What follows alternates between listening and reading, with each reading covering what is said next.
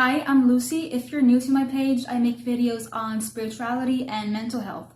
And in this video, I want to talk about crystal balls. Yes, this is not a crystal ball, it is a glass ball, but I still use it as a crystal ball. So crystal balls are a divination tool that people can use in order to scry. What is scrying? So scrying is looking for answers. It is essentially a form of divination, and all forms of divination will balance your third eye chakra. Yes. So people think that crystal balls can only be used to look into the future, and that is one way of using it. You can also use it to look into the past. So I gaze into my crystal ball, my glass ball, as a way to self-reflect and relax. Because when you do that, you will start to see shapes in here, which can sound kind of scary, but that's what divination is. And lots of people like to interpret the shapes like, oh my God, I saw a hand and it meant that. Or I saw a giraffe and it meant this. And I don't really like to do that. I just like to look at the images. It's just very relaxing.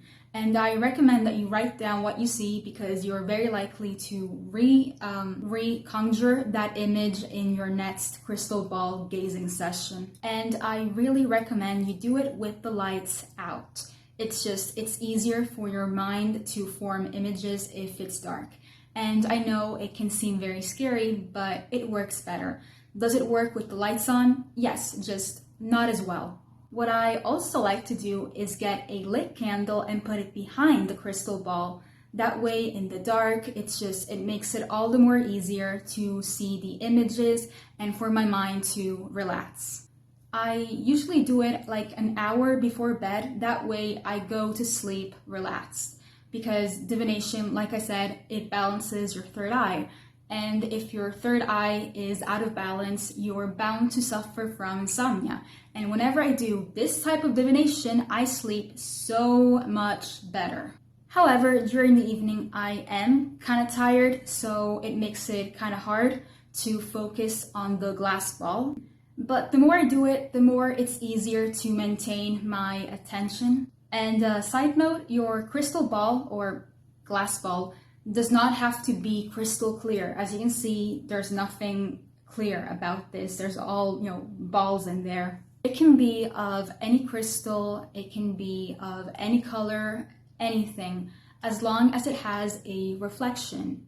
That's it, that's all you need. And yes, I understand that the crystal clear ones will seem much more magical, and I get that, but this is just glass. And it still works for me. I saw lots of things on it. This was given to me as a gift. Basically, my tattoo artist, she knew that I love dragons, so she gifted me this lamp of a dragon holding in his talon this ball, this glass ball. Except that the lamp was broken. It died, dead lamp.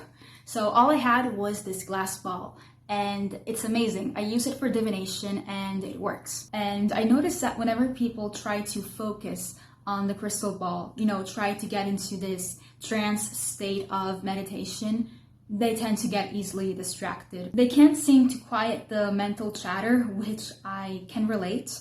So I try these two things. Sometimes I will put on a video full of affirmations so that I can repeat them as I'm gazing at the crystal ball. That way I have something to focus on. Something else that I do is I write down, I journal what's going on through my mind. Like, oh my God, this embarrassing thing happened when I was like 12. I can't believe I did that.